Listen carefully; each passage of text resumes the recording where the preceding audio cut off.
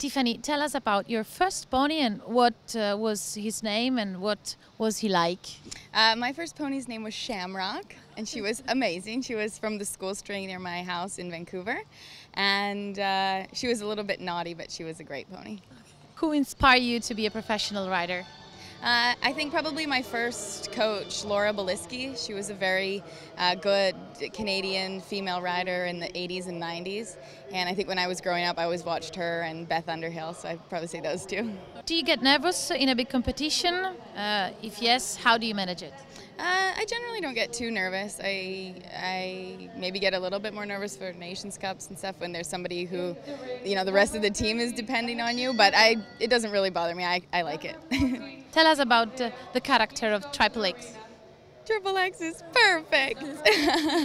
He's very, I don't know, he's an amazing horse. He's got lots of character, but in a very good way. He's like a horse you would want to go to war on. He's just always with you, and he's actually very sweet and kind, but he always fights for you, so he's amazing. What's the best piece of advice you have been given, and who gave it to you? I think probably the best piece of advice I got was from Brent Beliski, my first trainer, and he told me to not envy people who had lots of money, that it wasn't something that, you know, that wasn't a bad thing. It was something to work towards, and that if you worked hard, you could also achieve the things that they had, so probably that. Do you have any superstitions? I like to always have something new when I show, so it's kind of an expensive superstition, but usually just a hairnet or a pair of socks or something will do.